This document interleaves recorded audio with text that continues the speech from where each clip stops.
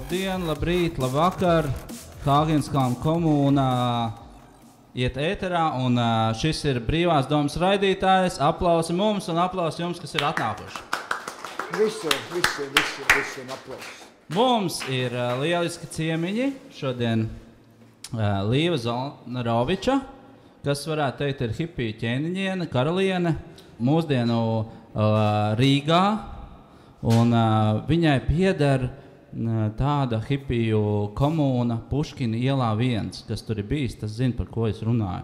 Kas nav bijis, tā kā, piemēram, otrs raidījuma viesis, viņš varēs noklausīties kaut ko par šo komūnu, jeb Līva man noteikti palabos par hipiju kopienu. Otrs raidījuma viesis ir vinila vecmeistars un pieredzes bagāts fašists Juris Lapinskis. Nav kā aurot. Jā, viņš parasti ļoti agresīvi noskaņot cilvēks, bet iekšā dvēselē viņš ir hipijs. Šodien viņš ir atnācis uz raidījumu, lai runātu pret hipijiem, bet iespējams, ka raidījuma laikā viss kaut kas var mainīties, bet par to mēs runāsim vēlāk. Mūs atbalsta Fritz Kola. Tā ir baigi labā kola. Tā nav parastā kola. Tā ir tāda tā kā no dabīgām vieliņām taisīta, lai varētu tādu hipiju, kā mēs visi dzert viņu. Tā es noticēju. Jā, bet mirsim mēs visi kādreiz, tāpēc varam pagaršot, vai ne? Juris Lapinskis atsakās, bet Līva noteikti. Nav uzticības. Nav uzticības. Es labāk ar rabarberiem, vai kas tev? Ar rabarberiem. Tā tevis paši taisīt? Nē, tas ir Fritz Kola no Vācijas, tie fašisti ir taisījuši šito. Vācijā nebija fašisti, fašisti bija Itālijā. Mussolini teica to lielo runu.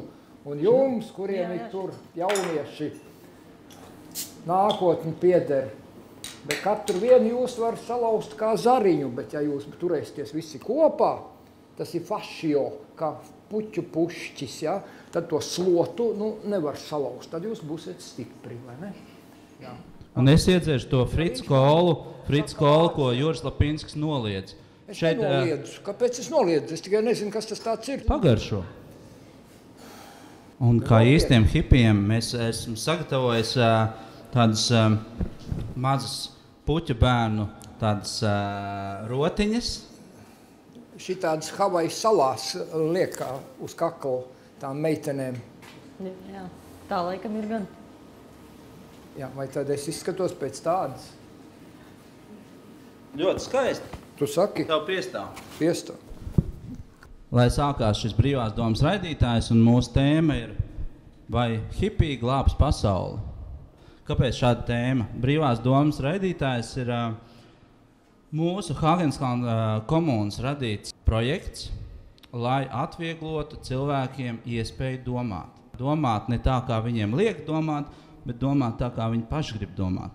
Līdz ar to mēs neizvirzam nekādas absolūtās patiesības, mēs vienkārši apspriežam dažādas mūsuprāt sabiedrībā svarīgas temats.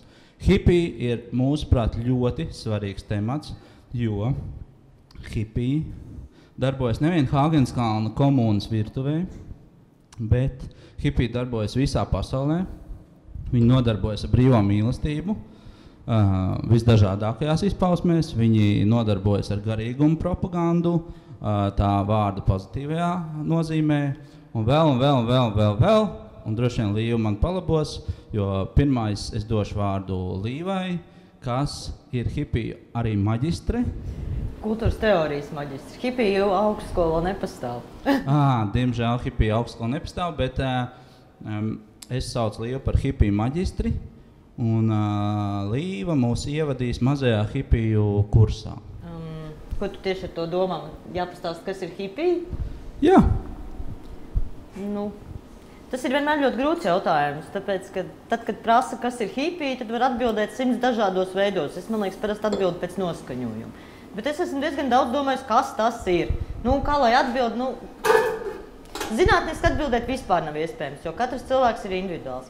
Bet tas, ko es esmu kaut kādā gadu gaitā sapratusi, kas tas varētu būt, ka hipijs pirmkārt ir cilvēks, kurš kaut kādā brīdī ir atmetis, teiksim tā, sabiedrības normas un aizspriedumus.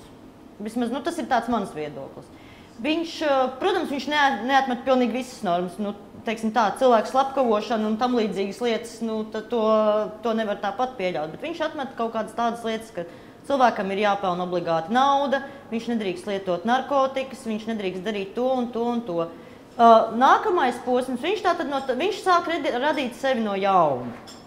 Cik tālu katrs no viņiem tajā nokļūst, tas ir cits jautājums. Jo tad, kad cilvēks atmet visu, kas viņam ir, to, ko viņam ir iemācījuši, tādus vispārējos uzskatus sabiedrību, tas ir slikti, tas ir labi.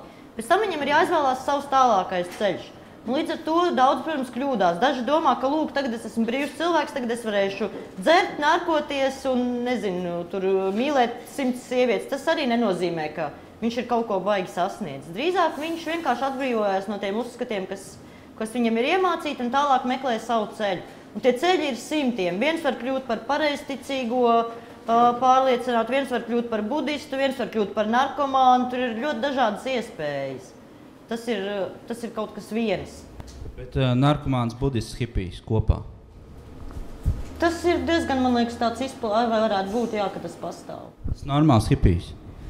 Kas ir normāls un kas ir nenormāls hipijs? Un kas ir vispār ideāls? Katrs var, man liekas, tomēr tas būtu jācenšas uz ideālu, kurā nav pārmērīgas narkotikas vai kaut kas tāds, ka cilvēks tiešām kaut ko arī sasniedz. Viņš jau var ļoti viegli iestikt tajā pirmajā purvā.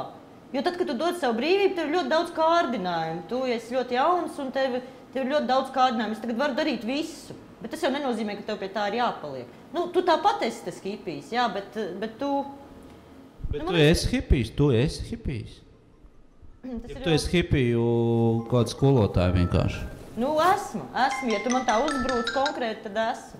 Bet es nevienmēr esmu gatava to atzīt. Starp citu, viena no hipiju pazīmēm ir, ka viņi nekad neatzīstas, ka viņi ir hipiji. Hipiji neatzīstas, ka ir hipiji? Pa lielai daļai, jā. Vai Juris Lapīnskis ir hipijs? Es neesmu hipijs noteikti. Es nezinu, es neesmu par viņu tā runājusi tik tūlu, lai es zinātu. Es noteikti neesmu hipijs. Kāpēc? Kas tieši tāds? Man jābūt hipijam. Tāpēc, ka varbūt tu esi labsirdīgs cilvēks, kurš vēlas pasauli vest uz labu. Neskatoties to, ka tu esi fašists, bet varbūt fašisma ideoloģija ir savienojama ar hipiju ideoloģiju. Es domāju, ka ideoloģija nav ne fašisms, ne hipija. Tā nav ideoloģija. Bet mēs atgriežamies pie hipiju maģistras turpinājumā par to, kas ir hipija mūsdienās. Kas tā tāda Puškina iela 1 mums visiem ļoti interesē. Es redzu, te ir sanākuši daudz cilvēku Hāgenskalna komunā. Man liekas, ka ļoti daudz no viņiem varētu pretendēt uz vārdu hipijs. Kurš ir hipijs, paceļ roku? Kolosāli. Viens hipijs no visiem tiem, kas stāsta visu mūžu, ka ir hipiji. Tātad viens tikai... Tūma arī pacēla roku tikai. 2 hipiji. Andris Lazdakauns vairs nav hipijs. Kolosāli vienkārši. Cilvēki kautrējās. Hipijs ir brīvs cilvēks un viņam ļoti grūti sevi iespiest vienā rāmī. Tu pasaki, ka viņš ir hipijs un tad viņš tā, tagad man jādara tas un tu par mani domā, vot šitā un šitā. Tāpēc viņi pat nekautrējas, viņi tā ļoti grūti sevi uzskata pirmkārt par brīviem cilvēkiem, nevis par hipijiem. Kas ir tie kritēriji, teiksim, kam ir jāizpildās, lai tu kļūtu par hipiju? Lai tie īstie hipiji, kuri pulcējas 3 reizes gadā dažādos lielos pasākumos, lai viņi tev pieņemtu no sirds, no dvēseles, nevis uzskatītu, ka tu esi kaut kāds mietpilsonis vai parastais. Man liekas, tāda speciāla kritērija nav. Es braucu katru gadu, katru vasaru uz Šipots nometni, kur ir tā kā, hipiju nometni. Tur gan arī, ja jūs uzdosiet jautājumu, kurš no jums ir hipijs, visi tikai ķiķinās un neviens neatzīsies. Bet, labi, pieņemsim, tā ir hipiju nometni. Tas tā ir un uz to es braucu un visi to kopā sauc par hipiju nometni, bet katram konkrēti prasot, viņi tā kā, es negribu, lai man tā nosauc. Tieši tāpēc, ka cilvēks negrib, lai viņi ieliek tajā rāmī. Kritērijs ir, ja tu vari dzīvot teltī nedēļu, pārtikt no uz ugunskura taisīt ēdienu. Tas ir tā kā skauts. Jūs esat skauti? Nē, man liekas, ka nē. Skauti, man liekas, ir neprātīgi aktīvi. Tur cilvēki ir diezgan paslinki. Viņi tikai sakrauj ugunskura tik, cik viņiem vajag. Viņi nenodarbojas ar nevajadzīgām zāģēšanas, krāmēšanas un visādām citām aktivitātēm. Viņi vienkārši sauļojas saulē. Bet ja nav saule? Nu, tad dzerā šņabi pie ugunskura. Skaidrs, bet nedaudz par to Puškina iela 1. Kas tas tāds ir un kas tur slēpjās? Puškina iela 1 ir dzīvoklis. Vienkārši parasts, pat, teiksim tā, īrēt dzīvoklis, kurā pirms kaut kādiem gadiem 10 mēs sākām rīkot pasākumus. Pirms 10 gadiem tas bija aktuālāk nekā šodien, jo mūsdienās mēs redzam, ka ir ļoti daudz kafejnīcas, kurās ir kultūras pasākumi. Man liekas, arī Haganskalna komunā visu laiku kaut kas notiek. Bet pirms 10 gadiem bija tieši tā situācija bija tāda, ka aizliedz dzert tā uz ielas, tā tad nav vairs kur pulcēties, un kafejnīcu vēl tādu, kur cilvēki varētu pa lēto iedzert alu, vai vienkārši sapulcēties, un tur kaut kas notiktu, nu īsti nebija. Tad sākās dažādi pasākumi, mājas koncerti, dzejas lasījumi, teiksim tā, nu, atvērto durvju vakari. Viņi vēl aizvien turpinās, un kāda bija tā doma? Doma pirmkārt bija egoistiska, lai nebūtu jāsēž 2 vai 3 visu atlikušo mūžu ar saviem 2, 3 draugiem vai 5.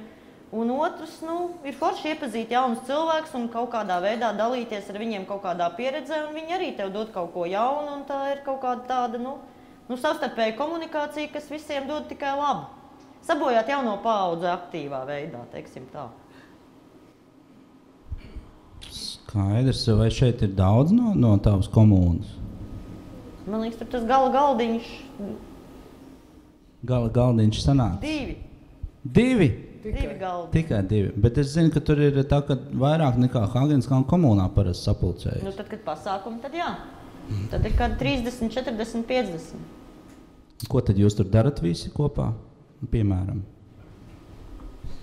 Viss sanāk. Tad ir parasti koncerts vai dzejas lasījums vai vēl kaut kas. Lai nebūtu tikai tā, ka visi tikai žūpo. Jo tas, nu, to var darīt jebkur. Nu, pēc tam ir brīvā programma, var taisīt, ja ir instrumenti, tad var paši muzicēt, var veidoties jaunas muzikālas apvienības, jaunas pazīšanās, un tas viss kaut kā cilvēkiem dod jaunas iespējas, ieraudzīt citus cilvēkus, ko viņi tā varbūt neieraudzītu. Jā, piemēram, neliela reklāmas pauze, es no Līvas uzzināju par tādu brīnišķīgu grupu Gatis Ziema un Karaliskā dekadence. Viņi arī būtībā ir cēlušies no Puškina ielas 1. Nu, viņi nāca tur pašā sākumā, tā, ka viņi bija ļoti, ļoti pašos aizsākumos, tad, man liekas, tas viens no pirmajiem koncertiem bija pie mums. Un tas bieži vien grupām ir jā, kā teiksim tās 1. vai 2. vai 3. vieta, kur viņi uzstājās. Un tad viņi tā kā, tas nav mēģinājums, tas ir koncerts, bet viņi tā kā var apjaust, kā tas ir uzstāties publikai. Un tad jau tālāk viņi bieži vien virzās tālāk un kļūst par kaut ko citu. Nu, vai ne par kaut ko citu, bet par kaut ko, par lielāku grupu vai uzstājās citās vietās. Tā Puškina iela ir tāda brīnišķīga vieta, kur cilvēki var diezgan brīvi darīt kaut kādas lietas un mēģināt, kas viņi ir. Un tad jau viņi arī redz, kā cilvēki, kā viņus pieņem publika. Jo tā publika ir kaut kādi 30, 40 cilvēki. Varbūt Lapīns kungs var pakomentēt, kā mēs vispār runājam uz tu vai uz jūs, kungos vai nekungos? Tikai uz tu, ar Anglijas karalienes runāt uz tu. Viņiem nav viena forma jū, viņiem jau nav tā kā mums te. Nu, tātad mēs tā kā ar Anglijas karalieni, tad uz tu visi, ja? Protams, kā vēl? Kas tad? Te par augstiem kungiem un dāmām, tu zini? Tiem, kas nezina, Juris ir pārakstījis lentas, tūkstošiem lentas, plates, pārdevis daudziem cilvēkiem padomu laikā, tad, kad tas nebija pieejams nevienam, tad Juris, var teikt, bija vinila ēras pirmsācējs šeit, un ar vinilu daudz vietu pasaulē saistās tomēr arī hipiju kultūra.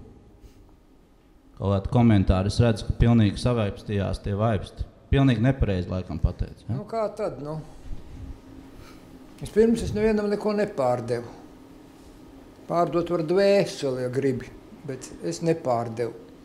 Es biju uztaisījis MLM kompāniju. Ziniet, kas ir MLM? Multi-level marketing. Jā, tas ir dzirdējuši. 60. gadā es uztaisīju.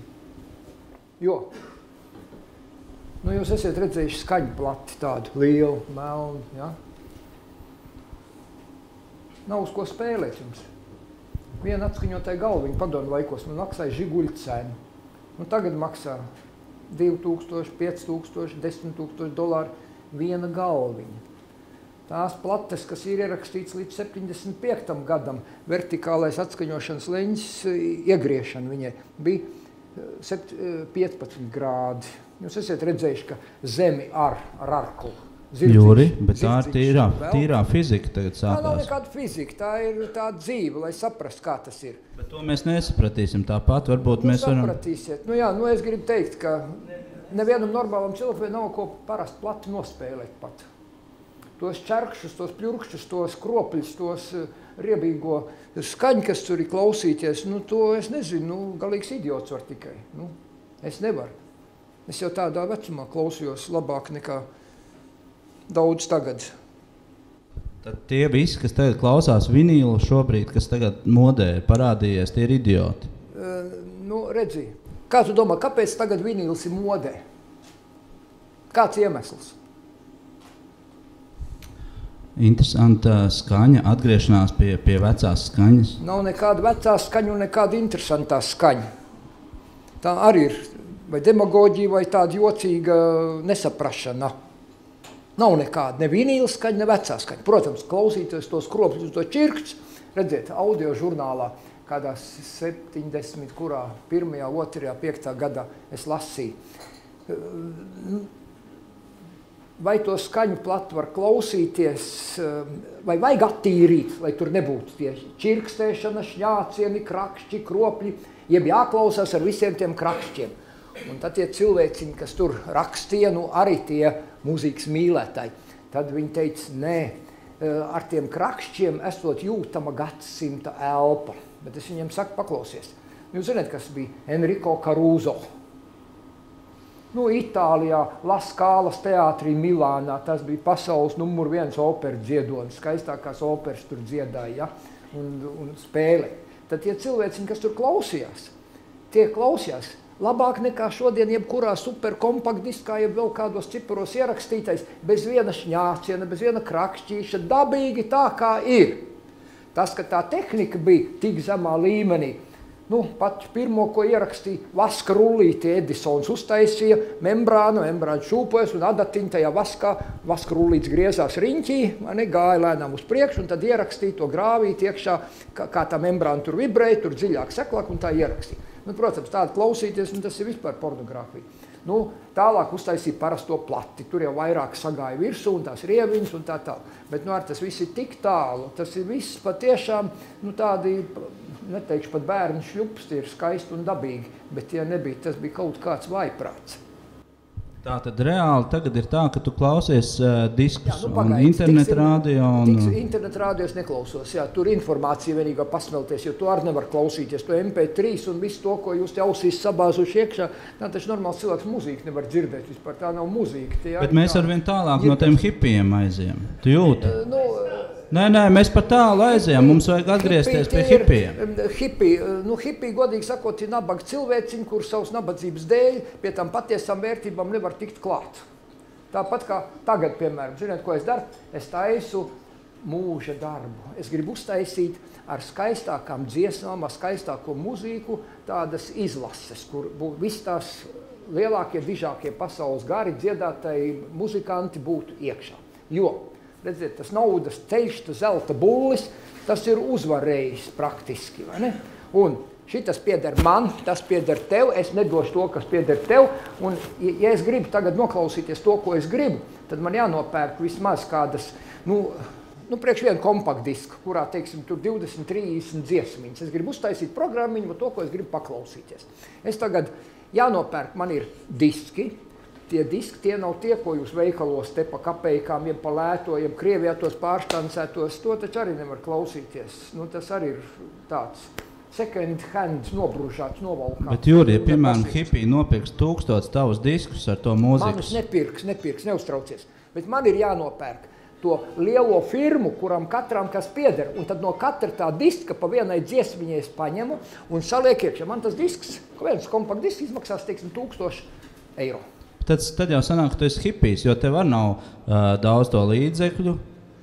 Tu mēģini ar saviem... Es padomu laikos biju miljonārs, jo, redz, viens pats, to, ko es sākumā teicu par tiem fašistiem, saproti, tu vien var nopirkt galviņu, kas maksā, teiksim, vienu Mercedes cenu.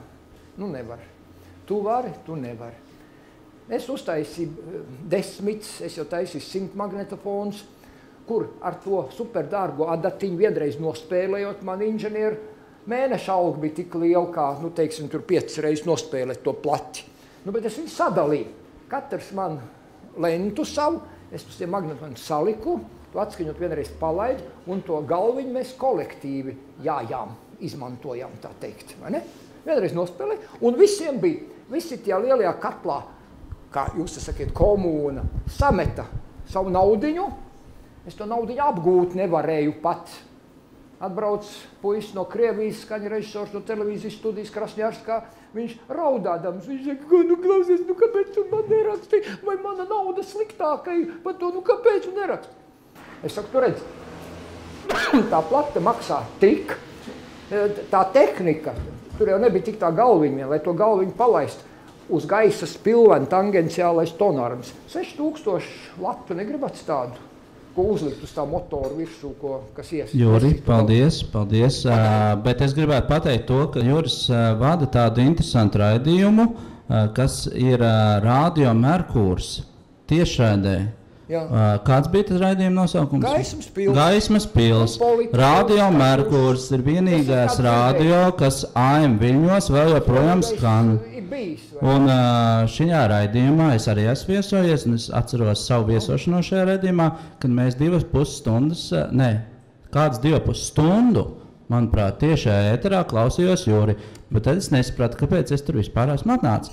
Tāpēc, Juri, tad mēs varētu šodien arī paklausīties kaut ko citu, ne tikai sevi, un mēs uzdosim vēl jautājumus Līvai par tiem hipijiem. Sabiedrībā tomēr valda tie stereotipi, ka hipiji ir vienkārši tāds aizseks seksuālai novirzēji, nenovirzē, bet tādai seksuālai izlaidībai. Tāpat iespējams vecākās paudzes cilvēki ir sludinājuši, ka hipiji tie ir kaut kādi netīri sušķi, kuriem ir problēmas ar personīgo higiēnu. Tāpat valda stereotips par pārlieku lielu narkotiku lietošanu un neizsargāšanos pret seksuāli transmisīvām slimībām. Un tā joprojām. Ko tu teikt par visiem šiem stereotipiem? Vai mēs varam par kādiem no viņiem parunāt un apgāzt viņus? Vai tomēr ir atšķirības starp tām hipiju pasaulēm, kas bija kādreiz 60. 70. gados un kas ir tagad? Nu, tie tiešām ir stereotipi, kaut gan, protams, viņiem no kaut kurienes kājas aug. Bet tas, kas bijis ir padomju laikā, un tas, kas ir bijis rietumos tajā pašā laikā, un tas, kas ir mūsdienās, tā kustība jau visu laiku mainās, un viņa visu laiku attīstās, un kaut kas notiek cits. Tas viss ir ļoti atšķirīgi. Ja piemēram, stopē pa Eiropu, un tu teiksi, es, piemēram, stopēšu pa Eiropu, un teikšu, ka es esmu hipijs, par mani domās pavisam ko citu, nekā tad, ja es stopēšu pa Ukrainu un teikšu, ka es esmu hipijs. Ko domās Eiropā un Ukrainā? Ukrainā, piemēram, tur būs tas, ka tie ir kaut kādi garmataini cilvēki, kur visdrīzāk lieto heroīnu, dzer alu un vispār neko nedara. Eiropā savukārt tad cilvēks man uzreiz prasīs, nu es tev labprāt uzcienātu ar kaut ko, bet tu jau droši vien gaļu neēdi. Tur tā tad vairāk tas viss iet uz to, ka tas ir kaut kas tāds ļoti ekoloģisks, šie cilvēki pīpē zāli nemitīgi, neēd gaļu, cīnās par dzīvnieku tiesībām. Tur jau tie uzskati ir atšķirīgi. Slimi cilvēki. Slimi cilvēki, kādā ziņā? Visādā. Kuri tieši tie eiropiskie vai tie Padomju Republika? Padomju Republikā bija mazāk slimi nekā tur rietumos. To es varu 100% apgalvot. Un ar ko viņi slimo pārsvarā? Ar galvu švaki.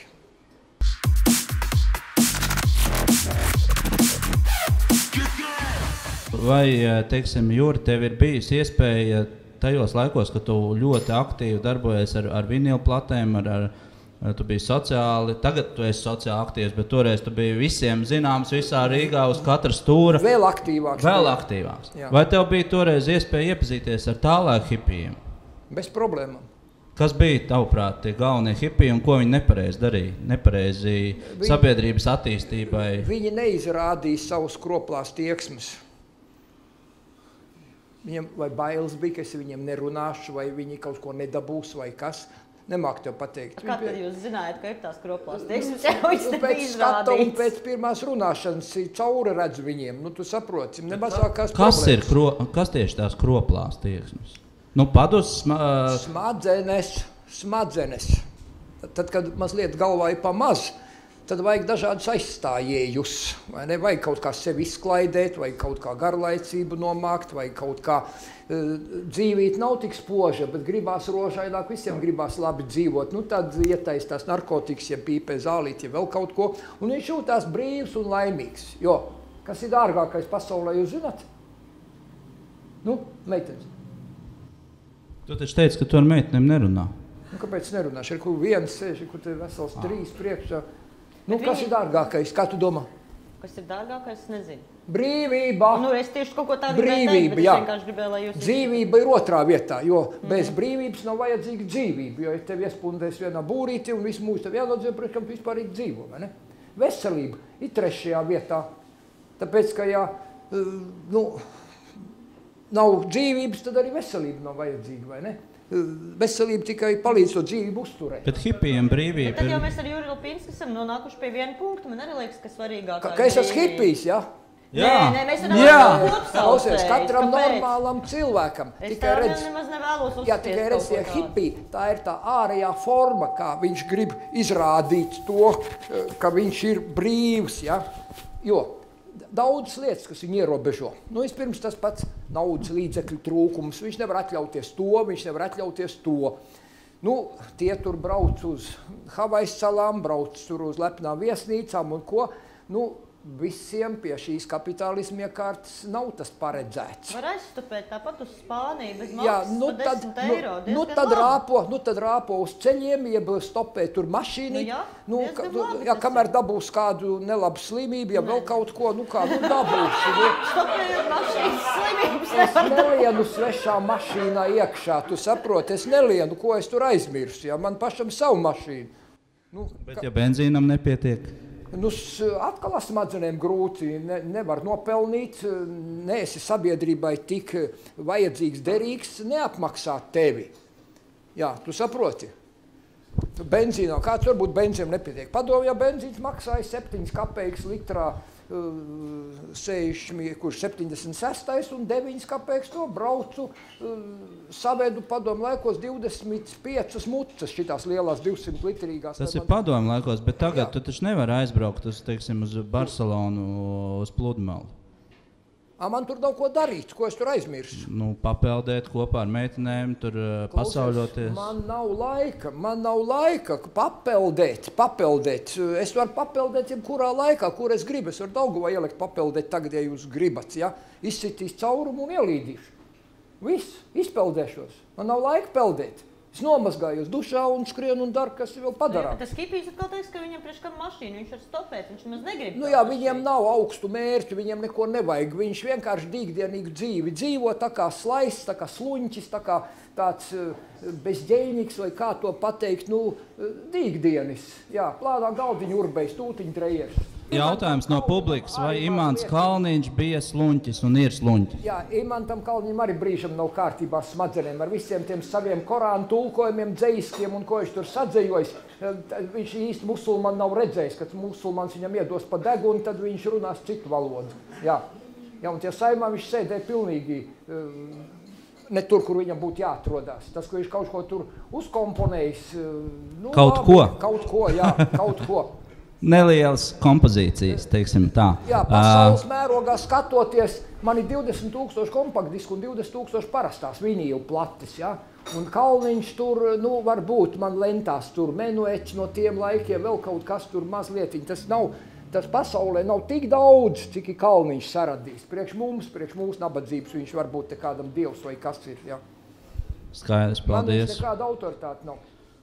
Ir laiks jautājumiem no publikas. Es redzu, ka jūs jau esat tādi uzkurināti nedaudz. Varbūt lūdzu kāds, kuram ir ko teikt, komentārs. Galā šeit ir visai cienījami arī mūža hipiji, teiksim tā, sanākuši. Varbūt varat padalīties. Mūža hipiji. Es tikko izdomāju tādu terminu. vai Jēzus bija hipijs? Nu, man liekas, tas ļoti provokatīvs jautājums. Jēzus droši vien katram nozīmē kaut ko pilnīgi citu. Vienam viņš ir hipijs, vienam dieva dēls, vienam pats dievs. Un tādā veidā es, protams, neņemšos atbildēt. Bet hipiju kustība, jā, viņa daļa no viņas bija ļoti ieinteresēta kristietībā. Un, protams, minēja Jēzus kā pirmo hipiju, bet, nu, teiksim, tā vairāk pārnestā nozīmē. Nu, tas tā nevarētu teikt, ka Jēzus bija pirmais hipijs. Vienkārši bija ļoti daudz tādas hipiju kustība, jā, viņi ņēma kaut ko no kristietības, bet centās veidot tādu, teiksim, tā ekumenisko kristietību, kas nav piesaistīta konfesijām, kas nav luterāņu, katoļu, pareizticīgo, bet, nu, tā tad ekumeniskā kristietība. Tā ir diezgan, arī Padomju Savienībā bija tāds Sandrs Rīga, viņam bija ekumeniskā kustība un Amerikā bija tā saucamie Jesus people, nu, kas tā tad, nu, bez konfesionālām atšķirībām un bez vienas konkrētas mājas baznīcas. Nu, tā tad, nu, teiksim, tā Jēzus galvenās mācības, kādas ir bez kaut kādas tās birokrātiskā uzstādījuma. Un kādas tagad ir tās hipiju galvenās nometnes Latvijā? Ir tie vegānu hipiji, tie pareizie garīguma meklētāji, un tad ir tie Lucavsalas tusētāji, Puškinielas tusētāji, jeb kā? Kaut kādā ziņā, jā, bet tas jau arī tomēr pārklājas. Nav jau tā, ka tur būtu savā starpā jānaidojas.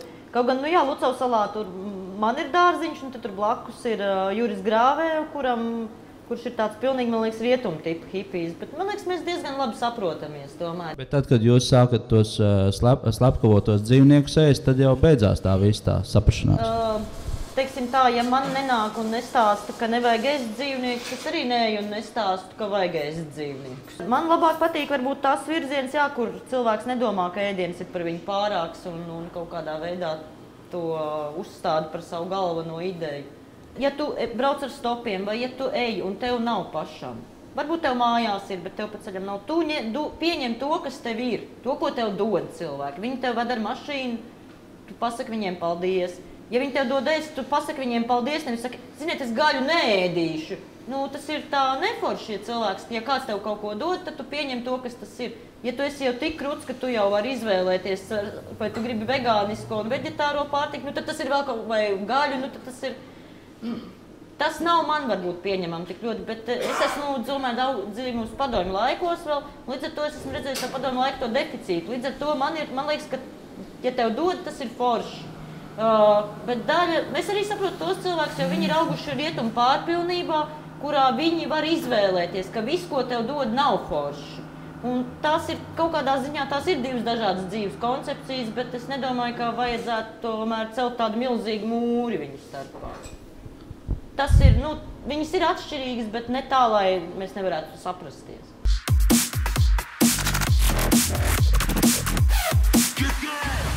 Jautājums vēl ir par to, kas šobrīd sabiedrībā tiek ļoti aktīvi popularizēts.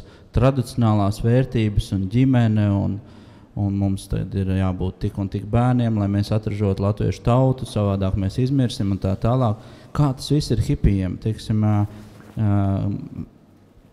man ir nācies saskarties ar tādu diezgan vieglu uztveri šajā ziņā, un ka nav nekāda tāda iekšējā saspringuma. Tagad mums jārada bērni, jo mums ir notikšķējis bioloģiskais pulkstenis, vēl.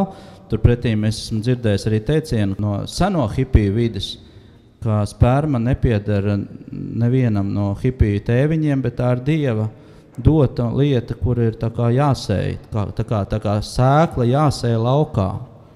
Kā tu tur ir īsti? Nu, par tiem vecajiem izteikumiem pajautājot, vai viņi tos bērnus arī audzina paši, vai viņi arī aug kā puķis laukā. Varbūt viņi aug kā, teiksim, rudzu puķis. Bez kopšanas. Magonis. Nu, jā, bet nu... arī pēc būtības jāaudzina. Tas ir tāds feminisma jautājums, jo man liekas, ka, nu, sēt jau var visu ko, bet kādam jau tas ir pēc tam jākopj, un ja sievieti viena pats to kopj, tas arī nav laiks. Bet par tām attiecībām, kā tādām, hipiju man liekas, pasākums, Āgenskalna ka tas svarīgākais kapelīcā. Es esmu. Lai būtu, lai tie cilvēki, kamēr viņi dzīvo kopā, viņiem ir kaut kādas attiecības. Jo saglabāt kaut kādas attiecības tikai tāpēc, ka mēs esam pieņēmuši, mēs esam vīrs un sieva līdz mūža galam, nu es nezinu, vai tas ir pareizi. Es jau teicu, ka cilvēks, ja viņš kļūst par hipiju, vai viņš kļūst par hipijski domājošu, vai kaut ko līdzīgi, kā viņš sev nosauc vienalga, viņš atmet tos sabiedrības tās, teiksim, tā pamatvērtības, nu tur, ka viņš nedrīkst lietot to, viņam ir obligāti jāprecās, jāveido ģimene, vai vēl kaut kas, viņš to visu var atmest, bet viņš, protams, liek kaut ko vietā, bet bieži vien tas, ko tā hipija kustība liek vietā, tas, ko es esmu redzējusi, nevis tas, par ko runā, par kaut kādu frīlavu un es nezinu, vēl kaut ko, ir tas, ka cilvēki vienkārši dzīvo tik ilgi kopā, cik viņiem ir labi. Pēc tam viņi godīgi to vairs nedara, lai nebūtu šī viltus fasāde, kas tiek radīta, nezinu, tāpēc, lai kaut kam būtu labi, lai kaimiņiem būtu forši, lai mums tas visiem, hipijs nekad nedarīs to, kas kādam no malas var likties forši, viņš darīs to, ko viņš pats grib. Protams, rēķinoties ar kaut kādiem apkārtējiem, bērni šajā gadījumā ir faktors, ar ko ir jārēķinās. Viņus nevar atstāt augt kā puķis pļavā. Tas ir, Un kas tad rūpējās par tiem vientuļiem hipijiem pensionāriem, kas ir vecumu sasnieguši un kuriem varbūt arī ir veselības problēmas dēļ zināmā heroīna pārdozēšanas un tādām lietām? Viņi nenodzīvo līdz vecumam. Viņi aiziet jauni. Līdz 50, 60 jau nodzīvo. Atļaušos nepiekrist. Kur mēs šeit varam pagriezties un redzēt dažus hipiju kusti. Tie nav nekādi hipiji. Viņiem pašiem varbūt liekas, ka viņi hipiji. Jā, tik tālu līdz hipijiem kā līdz saulei. Vārds hipijam Arvīdam Ulmem, kurš nesot hipijs. Lieta ir, man liekas, jāskatās nedaudz dziļāk kaut kā tie stereotipi, kad hipijs un narkotika faktiski nav nekādā sakarā un nekad nav arī bijusi. Faktiski jāatgriežās pie tā, kāpēc vispār cilvēks dzīvo. Un visiem cilvēkiem visā pasaulē, visos laikos ir viens vienīgs uzdevums. Un to varat izlasīt visos senrakstos, svētrakstos, Korānā, Evaņģēlijā, Hagavad Gitā, tā ir slepenā doktorinā, Blavatskais un tā tālāk un tālāk. Precīzi. Cilvēks dzīvo tāpēc, lai kļūtu par labu cilvēku. Nav cita labestīgums. Un lai viņš kļūtu par labu cilvēku, ir tikai viens veids, un tas arī tur precīzi ir visā šajās mācībās, mūsu teikās, tautas dziesmās nodefinēts.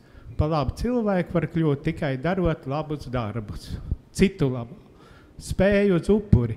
Un hipijs, kad mēs runājam vairāk mūsu atmodas, pirmsatmodas laika, tādā aspektā hipijs, tas ir vairāk, es gribēju teikt, ar neformāļu. Kā jau teica, ārpus rāmjiem.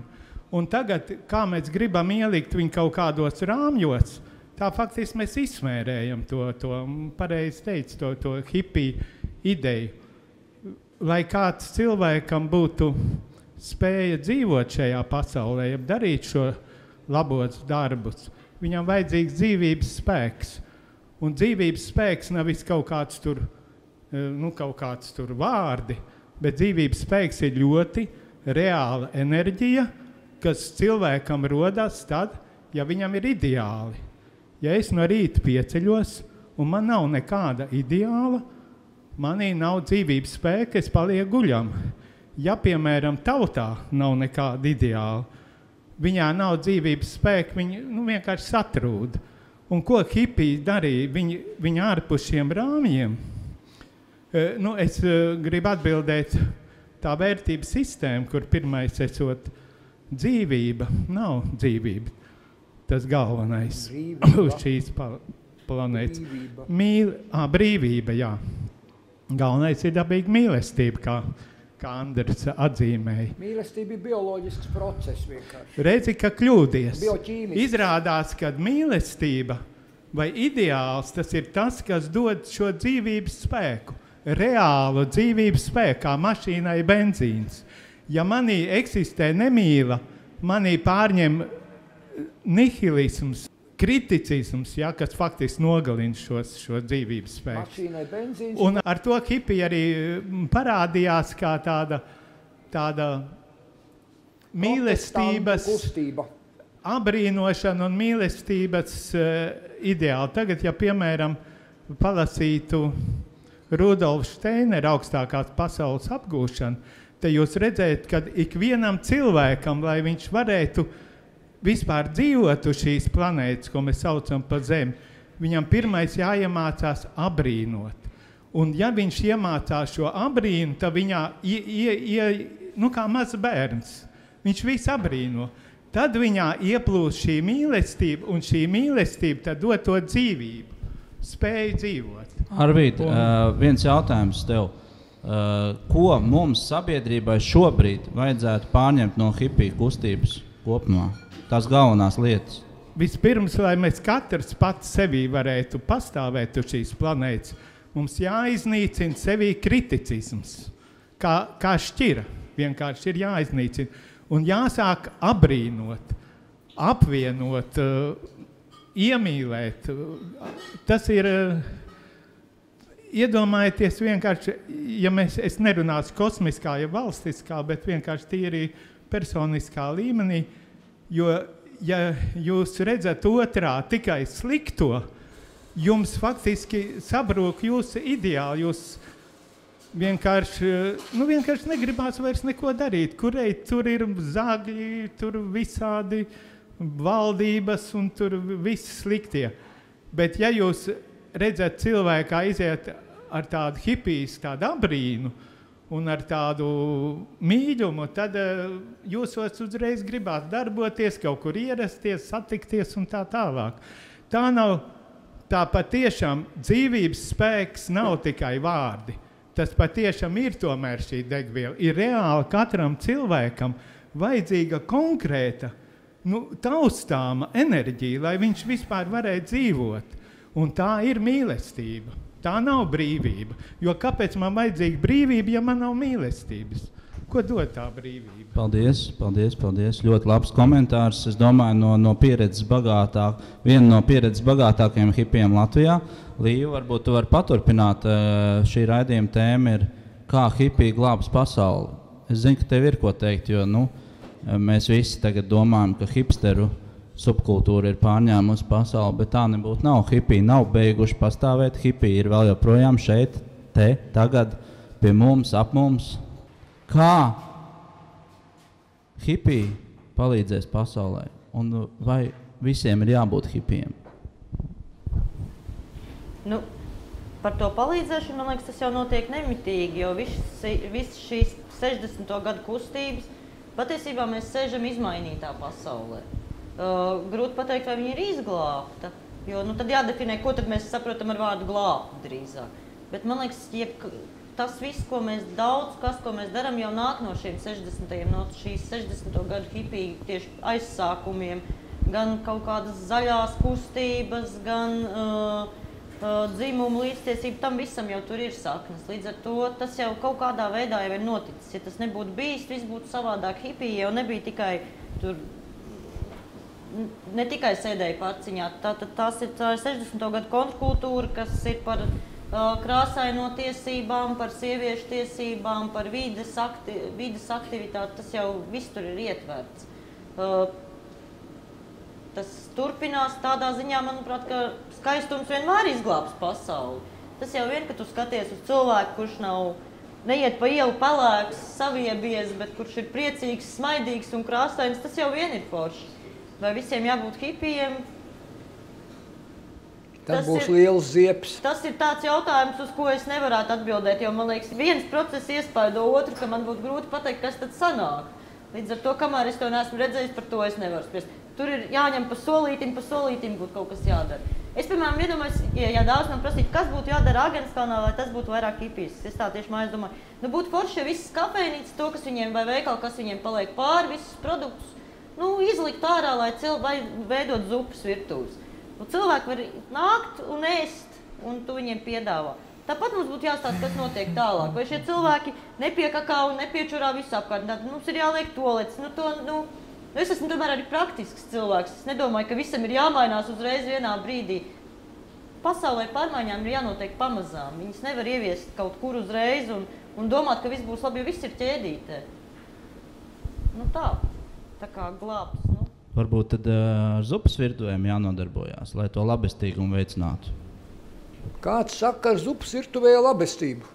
Man liekas, ļoti konkrēti. Sliņķa audzināšanas bardaks vairāk nekas ar zupas virtuvēm. Ja cilvēks, ja vīrietis nevar nopelnīt iztikt sev un savai ģimenei, tad viņš nav vīrietis, viņš ir mēsls, lupat. Ne tā? Sievietē jānodarbojas ar sieviešu lietām. Kas ir sieviešu lietas? Un šitās dzemdēt bērnus, audzēt, audzināt un darīt sieviešu darbus. Jā. Tā kā sieviete kļūst pa vīrieti, tad kļūst ļoti skumīgi. Jā. Nožēlojumi. Un, diemžēl, Latvijā uz vienu normālu vīrieti 50 normāls sievietes. Tā viena dabūjusi, priecājās, ka viņi dabūjusi. Es tev acis izskrāpēšu, macis izplēsīšu, neatdošu. Mans. Tā viena dabūna, ko tās pārējās 49, lai dara, sūkā savu ķepu. Lesbiešu kompāniju organizē. Kam arī nav nekādas vainas? Nožēlojam vainu. Tāpat kā visu šito pederastu un visu šito riebekļu. Es viņus visu savu ložmetīgi ar sienu izsmērētu. Nu, redzat, tas ir tāds labestīgums, tāds triumfs pasaulē. Tu zini, kā Juris Zvirgziņš, tas rakstnieks skolā gāja. Juris Zvirgziņš, zini, kā viņš stāvēja pie autobusa pieturas. Es esmu pret monogāmiju, tā arī pret poligāmiju. Tās viss ir privāti īpašnieciskās tieksmes. Tā ir mana un tā nav mana. Es esmu par brīvu mīlestību. Kuru gribu, to ņemu, visas ir manas. Seksuālā revolūcija tā ir, tas, es nezinu, kā tas bija rietumos, bet pie mums tās lietas notika gan pirms šiem 60 gadiem, tā arī pēc, un nekādu īpašu revolūcijas neredzēja. Vienīgi tika atklāti par to runāt sākt. Bet tās pašas tieksmes cilvēkiem tādas jau vienmēr bijušas. Dabīgas. Krāsu un pamainīja to it kā atklāti. Bet tas pats jau vien bijis. Tā jau nemainās tik vienkārši cilvēks. Mūsu cilvēku tips ir 40,000 gadu vecs, un viņi nevar izmainīt, tā kā marksisti un neomarksisti domā, ka mēs tagad divu paužu laikā izmainīsim cilvēku. Tas nenotiks. Tas nekad nevar notikt. Cilvēku dabu, tie 40,000, tos mēs zinām, bet vēl ir miljoni gadi, kas ir iekšā. Tas tā, bet jautājums tev, tu uzskati, ka tu esi hipijs? Es biju tuvu tam visām, bet daudzi bija tuvu. Iekšā ideoloģiski tas tika atzīts, un tās apģērbi, tie garie mati, es tur daudz nevarēju tur tā darīties, man būtu izmetuši no universitātes tajā laikā. Arī narkotikas mēs nevarējām nekādas, arī dzert mums bija jādzer ar mēru, lai mēs varētu strādāt. Mēs ļoti nopietni muziku taisījām. Bet brīvā mīlestība? Nekas nebija paši pretī. Nekas nebija pret to, jā. Bet tā tad tu esi hipijs? Dažas lietas ir patīkamas un daļēji esmu bijis. Tā pilnīgi tie, kas tur bija, tādu tur nemaz tik daudz nebija tāda pilnīgi iekšā, bet tā blakus gāja, pieslējās, tāda bija daudzi. Jā, un šī 60. gadu revolūcija, kas sākās. Liela daļa uzskata, ka tā ir marksistiskā revolūcija, un tā tas arī ir. Viņi aizvedos ir līdz liberālu totalitārismam, kas tagad ir labi redzams. Bet ar hipijiem, paldies Dievam, es vēl nesen kaut kad vakar, es lasīju Markūzi, kas toreiz, tas ir viss ļaunumu tās, varētu tā teikt. Bet paldies Dievam, es izlasīju, kad Markūz uzskatīja hipijus par tādu buržuāzisku parādību, tāpat kā strādniekus. Un tie galvenais revolūcijas spēks, tie bija studenti un nemiernieki, anarhisti un tādi. Tā kā hipiji šajā ziņā nav lielu ļaunumu pasaulē izdarījuši. Vai hipiji glābs pasauli? Hipiji glābs pasauli. Dažas idejas ir jaukas, paršas dažas idejas. Kuras? Tieši, dažas kaut kā. Par ko es te pozitīvi runāju, tās pašas. Un tā revolūcija galvā cilvēkiem notika, ka viņi redzēja lielā mērā notika tāpēc, ka viņi redzēja, ka ir citādas lietas, ka ir citāda pasaule. Man personīgi, katram tas ir savādāk. Man personīgi es biju tādā vienā domāšanas veidā, tādā vienā un atklājis pilnīgi citu pasauli, es to pārgāju, skatījos no visām pusēm. Un teiksim, tāda lieta kā reliģija, jā, man bija no bērnības iekšā, tā neko nepazuda, tur viss tas kopā atnāca. Nacionālisms, jā, un es vēl daudz zinu tādus hipijus, kas ir pēc savas pārliecības nacionālisti. Bet toreiz mums tas bija savādāk nekā rietumos. Tas, kas notiek rietumos, mēs tur maz ko zinām, mēs tur varam tikai izlasīt. Mēs zinām to, kas notika pie mums tajā laikā. Mēs zinām Beatlus, vai ne? Beatli jau ir brīnišķīgi. Beatli nebija hipi. Beatli nebija hipi. Kas tad bija Beatli? Kas bija Džordžs Harisons? Beidz.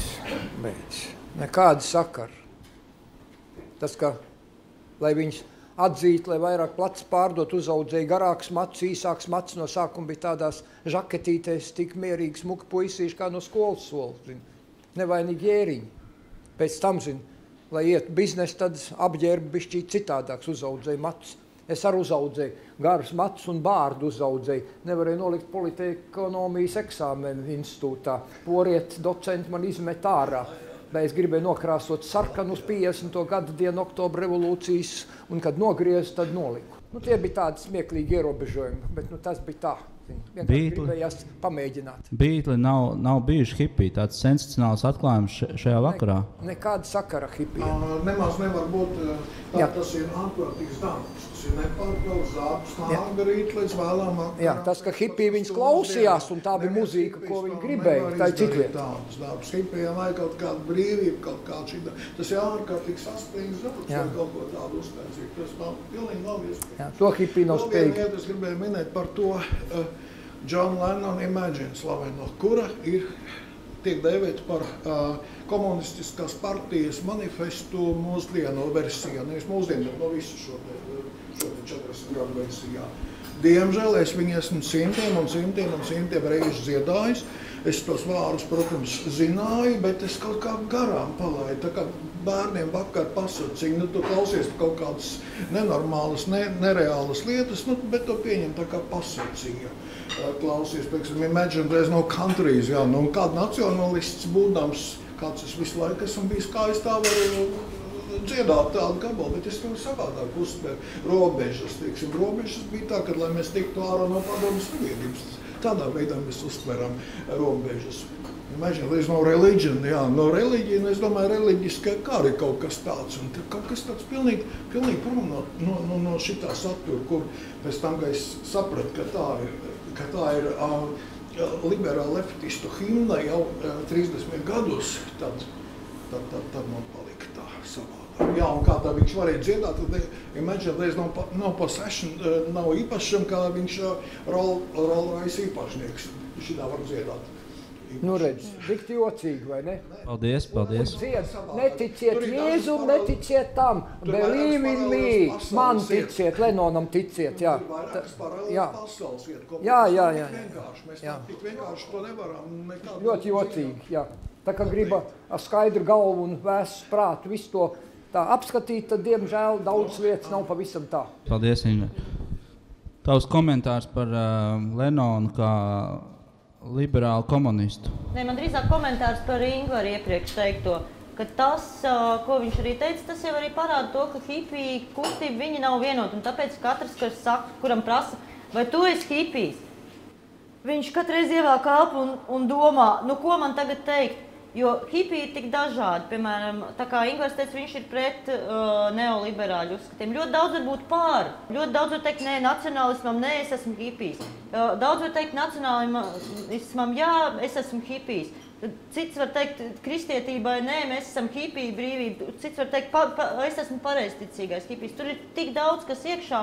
Man liekas, tas ir tas vienojošais, ka cilvēks to ir izvēlējies pats, viņam tas to nav ieaudzinājuši tikai vecāki, viņš nav to trūli pieņēmis, kā tāds auns, ka lūk, mani vecāki dzīvoja tā, viņi man mācīja šitā, tagad man ir jādzīvo šitā un man jāpredz tā sieva un tie bērni, jo tā tam visam ir jābūt. Viņam var būt visādi uzskati. Viņš var būt gan nacionālists, gan antinacionālists, gan par valstīm, gan pret valstīm, gan ēst gaļu, gan neēst gaļu, gan būt pret kristietību, gan par kristietību. Bet viņš to ir izvēlējies pats savu domu ceļā. Runāsim tieši par tavu kopienu Puškina ielā 1. Ko jūs dodat sabiedrībai? Kāpēc jums ir jāpastāv? Kas ir tā galvenā misija? Jo bez misijas taču jūs tur nenākt kopā. Bez misijas droši vien, ka nē.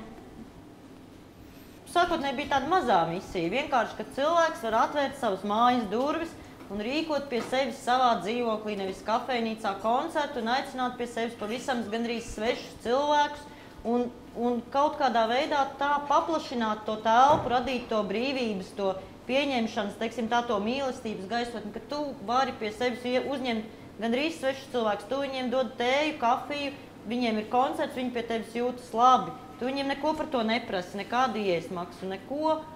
Un tad no turienes veidojās kaut kāda tāda kopība un kaut kas, teiksim tā, tas ir kaut kāds, brīvība, mīlestība, kaut kāds skaistums, lai būtu, teiksim tā, vairot skaistumu pasaulē un kaut kādu brīvību, mīlestību, visu to, kas tur ietilpst.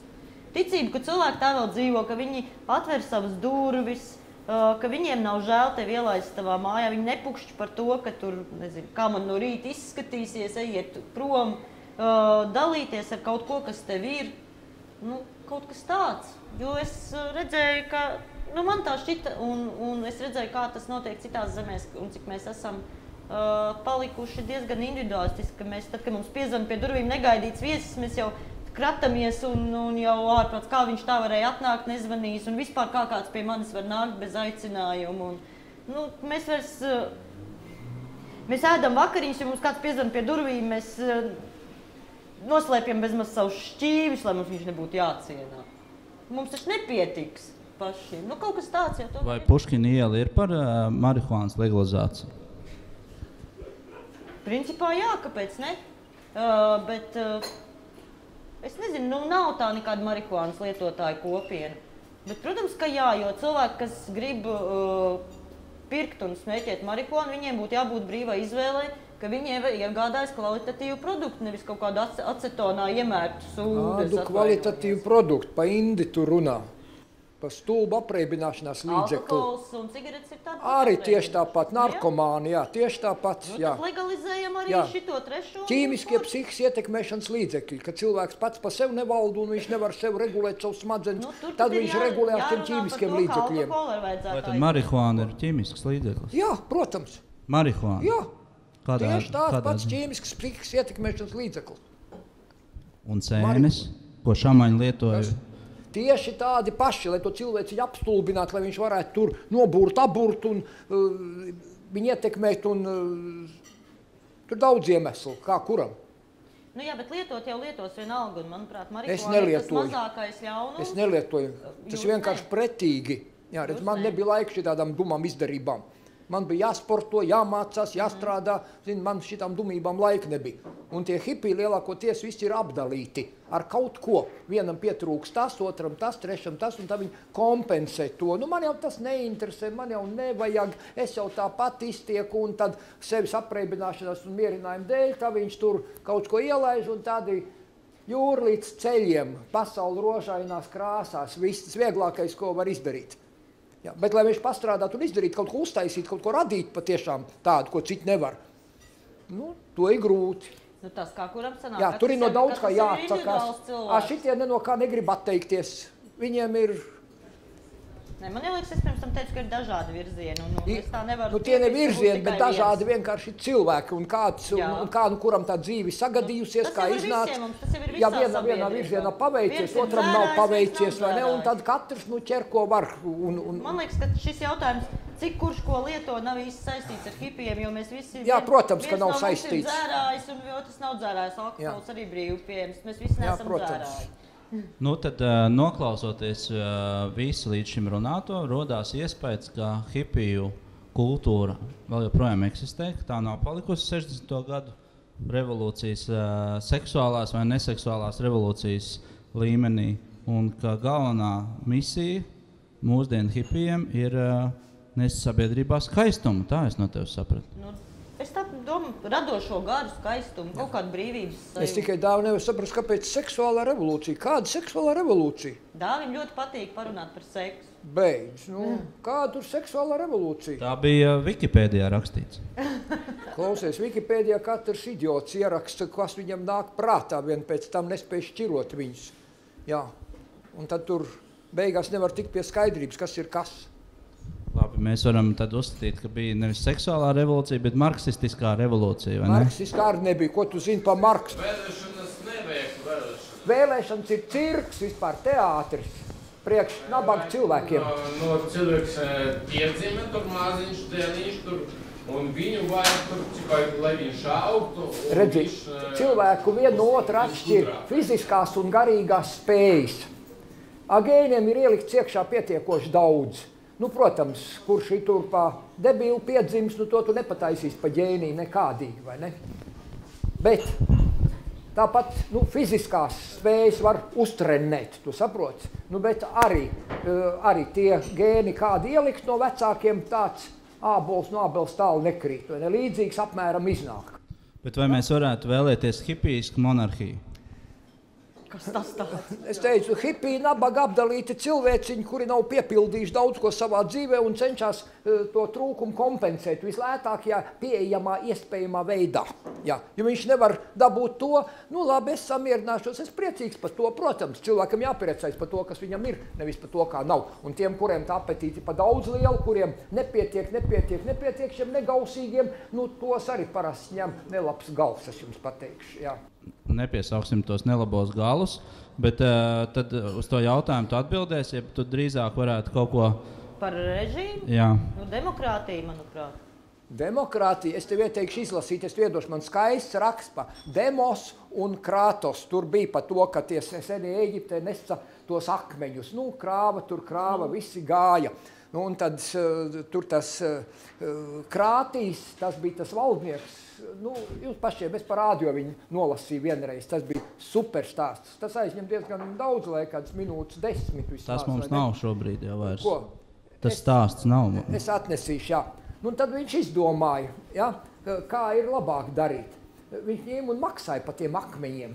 Tie nabaga cilvēciņi tās naudas dēļ skrēja, nesa tos akmeņus, daži nesa pat 2, vai ne? Un demokrātija bija uzvarējusi, jā. Tā ir viena liela krāpšana, jā. Pārējās iekārtas izstāsta vēl mazliet sliktākas. Tā nav iekārta pats. Tātad mēs esam par monarhiju un demokrātiju, 2 versijas. Par totalitāro režīmu te neviens nav. Ar to arī apsveicam. Vai hipiji... Totalitārais arī nav sliktākais. Tas aiz tā... Otrā vietā aiz demokrātiju. Monarhijas tūlīt otrā vietā, jā. Skaidrs. Jā. Gribētos teikt, ka tāda gala rezumē par to, kā hipiji palīdzēs pasaulē vai hipiji glābs pasaulē, protams, šeit nav. Neglābs. Bet ir kategoriskais viedoklis, ir pozitīvais viedoklis un ir droši vien, ka ir sabiedrības tāds vispārējais nenoformētais viedoklis, ka viņi īsti nesaprot, kas tie hipiji tādi ir un kā viņus atšķirt. Jo cilvēkiem vienmēr gribās visu klasificēt un saprast, pēc kādiem parametriem tu esi hipijs vai neesi hipijs, bet droši vien tad ir jautājums tikai par to, kas darās tavā galvā. Manā personīgā izpratnē hipijs ir vienas no zālēm, kādā veidā ārstēt sabiedrības mietpilsonismu, manuprāt. Bet es nezinu, kur vecie hipiji māja ar galvām, tad es neesmu kļūdījies. Ja? Pats par to rāmi jau vien ir, ko es arī teicu. Par skaistumu atkal gribās teikt, ka mīlestība. Un skaistums droši vien tas kaut kādā ziņā ir viens un tas pats, vai ne? Mīlestība ir skaista. Ja tā nav fiziska parādība. Bioķīmiska parādība. Jā, hormoni tur skrien vārās. Katrā ziņā paldies tev, jo tu esi staigājuši enciklopēdiju un droši vien tad, kad tie... staigājuši enciklopēdiju. Jā, neesi, bet tanī laikā, kad tie hipiji darbojās ar tiem mīlas lietām un to sabiedrības labestīgumu audzināšanu, tanī laikā tu droši vien ieguvi šīs visas zināšanas. Bet tagad, lai noslēgtu šo raidījumu, tad mums ir jādod pēdējais vārds, 2 teikumi katram no raidījuma viesiem, lai tad viņi pasaka, vai tad tie hipiji glābs pasauli vai ne? Nu, tad jau man, uz šī viļņa jau man, protams, jāpiekrīt, ka glābs. Kaut gan es tur teiktu apakšpunkts A, B, C, D un NT apakšpunkti, protams. Saki tos apakšpunktus. Nu, kā jau es teicu, viss ir saistīts, un ja mēs darām kaut kādu vienu glābšanas darbu, mums vispirms jāsatās, kas tad ar to notiek, un vispirms jau mums jādefinē, kas tad ir tā pasaules glābšana. Bet tā, ka pirms mēs to nedefinējam, tad mēs tā nevaram tā uzreiz atbildēt. Tur redz, cik jocīgi. Mēs izmirstam. Kāpēc mēs izmirstam? Nav seksuāla revolūcija. Jo sievietes sāk maksāt arvien dārgāk, it sevišķi skaistās, katra uzsit sev cenu. Bez, atdotos arī Anglijas karalieni, tikai vai pa miljardu vai pa 10 miljardiem, to es jums nemāku pateikt. Bet pret 100 miljardiem viņi noteikti nenoturētos. Vai drīkst tev personīgi jautājumu? Šie hipiji, ja?